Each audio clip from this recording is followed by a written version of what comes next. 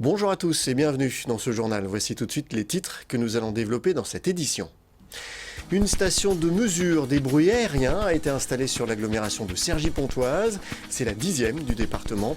Ces bornes permettent aux riverains de consulter les relevés de bruit des avions qui atterrissent sur Roissy. Des mesures que Bruit Parif met à disposition gratuitement sur son site internet. Toutes les explications dans un instant. Le groupe valdoisien The Crooks and the Dylans signe son retour avec un nouvel album et un concert au Forum de Vauréal. Nous les écouterons dans ce journal. Et puis direction Maubuisson pour terminer avec l'exposition du plasticien Stéphane Tidet, Désert. Une 10e borne de mesure des bruits aériens a été implantée à Neuville-sur-Oise, des relevés qui prennent désormais en compte les nouveaux couloirs aériens au-dessus de Cergy-Pontoise. Les mesures relevées par Bruit Parif peuvent être consultées par tous les Valdoisiens en direct et gratuitement sur Internet. Reportage.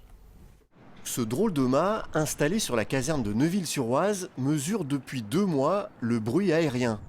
Cette borne installée par Bruit Parif est équipée de 5 micros capables d'identifier les bruits des avions en les dissociant des autres bruits ambiants. Le système de mesure mesure le bruit toutes les secondes, on mesure le niveau de bruit global et ensuite il y a un système d'antenne acoustique sur le sommet du mât qui est couplé au micro météorologique qui lui va mesurer le bruit avec précision.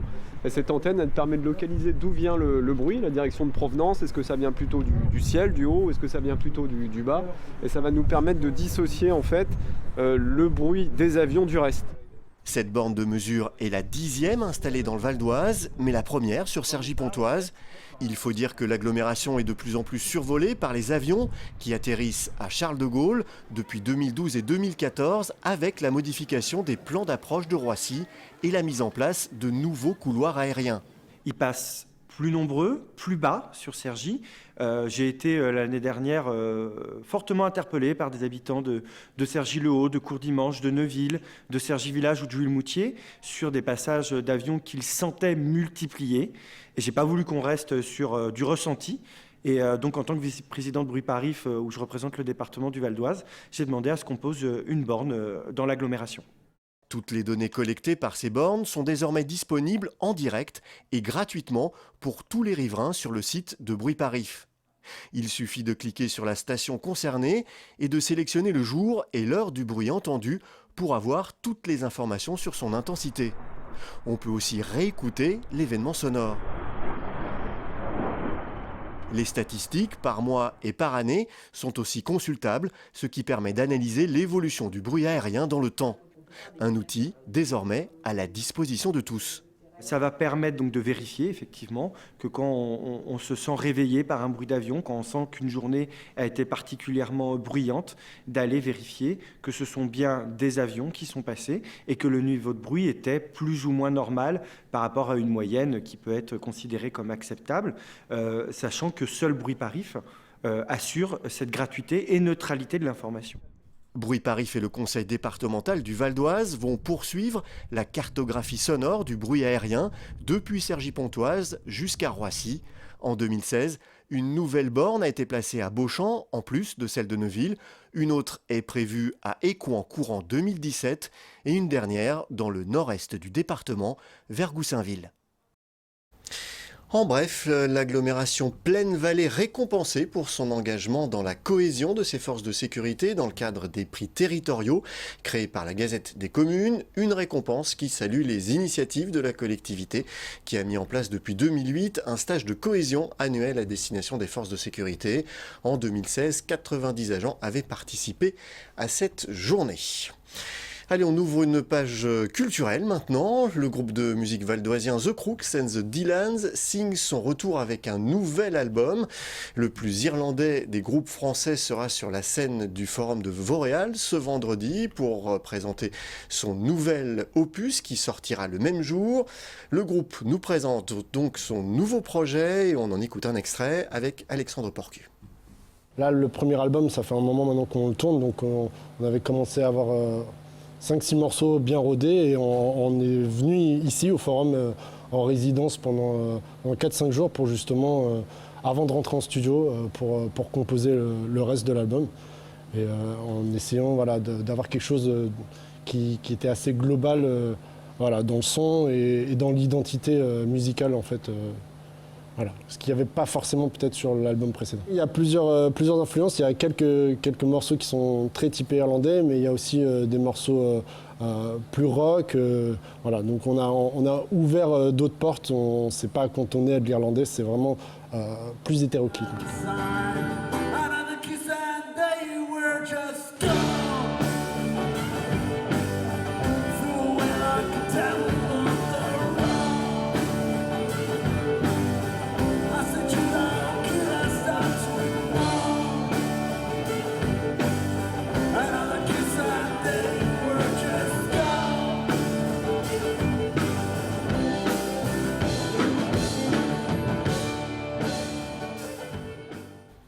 Voilà, The Crooks and the Dylans en concert donc au Forum de Vauréal vendredi. Une autre idée de sortie maintenant pour ce week-end avec l'exposition de l'abbaye de Maubuisson à Saint-Ouen-l'Aumône qui accueille l'artiste plasticien Stéphane Tidet. Son exposition Désert tient à la fois de la sculpture et de l'installation. 3 œuvres sont exposées à Maubuisson autour du paysage et d'une idée d'épure en écho à l'ancien monastère cistercien de Maubuisson. Philippe Pémal nous en fait la visite.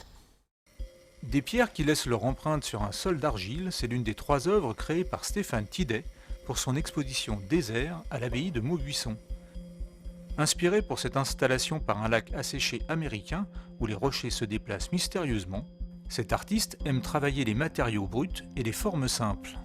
Je pense qu'il ne faut pas trop d'éléments pour pouvoir bien les regarder. J'aime travailler avec des propositions simples, que le regard ne soit pas perturbé par trop de choses. J'ai besoin, mais en tant que spectateur, c'est la même chose pour moi. Une musique trop complexe va perdre mon écoute. J'ai besoin de m'attarder sur des éléments et je propose aux spectateurs cette même relation avec une forme ou une situation.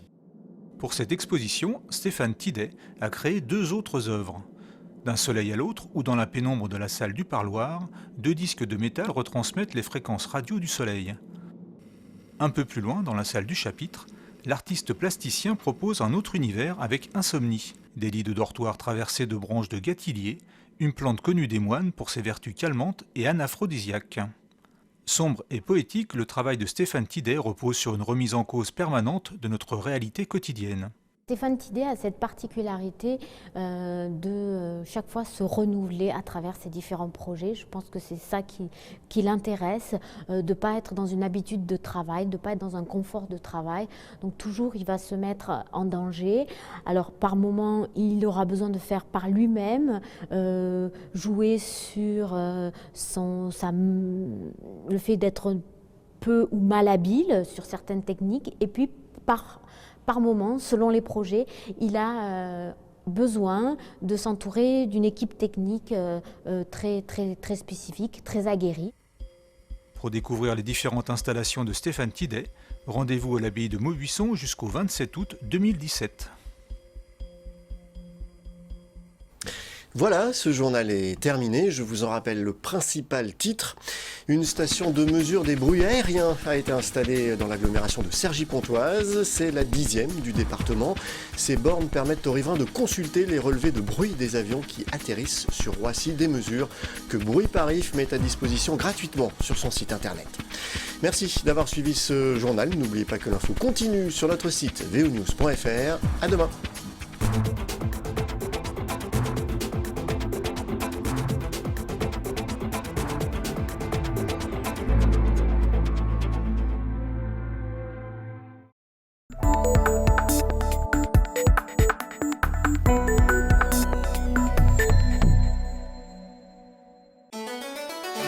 Du haut de ses 45 mètres, elle veille sur le centre historique de Pontoise. Édifiée vers 1145 pour sa partie la plus ancienne, la cathédrale Saint-Maclou va subir au fil des siècles de nombreuses transformations architecturales. Elle est aujourd'hui un mélange des styles roman, gothique et renaissance. À l'origine église paroissiale, elle est consacrée cathédrale en 1966. Saint-Maclou, derrière nous, n'a pas toujours été cathédrale. C'est une cathédrale assez récente, depuis 1966, car avant, le Val d'Oise n'existait pas. Il y a une cathédrale par département, et en 1966, le département de Seine-et-Oise est divisé en deux. Et c'est ainsi qu'avec la création du Val d'Oise, on va choisir une nouvelle cathédrale, et c'est comme ça que Saint-Maclou est érigée cathédrale à cette époque. Avant de devenir cathédrale, Saint-Maclou s'embellit au fil du temps. Son portail, en style gothique flamboyant, date du XVe siècle. On y retrouve de nombreuses sculptures comme ce drôle de moine au ventre bien rempli. C'est vrai que la façade de Saint-Maclou est très décorée. On peut admirer ici ce petit moine qui tient une branche de vigne, elle-même habitée par un petit escargot. Alors ce petit moine nous rappelle qu'à Pontoise, il y avait une abbaye très importante, l'abbaye Saint-Martin, où les moines cultivaient la vigne et vendaient leur vin lors de la fameuse foire Saint-Martin. Comme toujours aujourd'hui, on peut déguster encore le ginglet, qui est le vin local. À l'intérieur de la cathédrale, on retrouve les différents styles architecturaux. Pour faire entrer la lumière dans l'édifice, de nombreux vitraux réalisés par de grands maîtres verriers des XVIe, XIXe et XXe siècles. Ils racontent des épisodes bibliques ou historiques, comme ce vitrail réalisé en 1887. Ce vitrail raconte un fait historique qui est arrivé à Pontoise au XVIIe siècle. Il y a eu une grande peste et toute la ville a réalisé une procession partant de Saint-Maclou, que l'on voit tout en haut du vitrail, pour aller jusqu'à l'autre église de Pontoise qui est l'église Notre-Dame, pour aller prier la statue de la Vierge miraculeuse. Et cette procession dans ce vitrail du XIXe siècle montre un peu justement tous les habitants de Pontoise, toutes les corporations. On a des gens qui portent des maquettes de bateaux, puisque Pontoise avait un célèbre port sur le fleuve. On a la confrérie des bouchers, avec quelqu'un qui porte un petit agneau. Voilà, c'est vraiment toute la ville de Pontoise qui est représentée sur ce vitrail du XIXe siècle. Autre trésor de la cathédrale, la chapelle de la Passion. Elle abrite cette remarquable sculpture en pierre. Attribuée au sculpteur Nicolas Leprince vers 1550, elle représente la mise au tombeau du Christ. Cette mise au tombeau, qui date du milieu du XVIe siècle, est caractéristique du style dit maniériste. On peut voir notamment les drapés excessivement bien travaillés, les coiffures assez complexes et aussi l'expression des visages qui vraiment montre la douleur exprimée par les protagonistes. Classée monument historique en 1840, la cathédrale Saint-Maclou a une particularité. Consacrée cathédrale en 1966 à la création des nouveaux diocèses, elle n'appartient pas à l'État, mais à la ville de Pontoise qui en a la charge. Chaque année, près de 300 000 € sont consacrés à sa réhabilitation.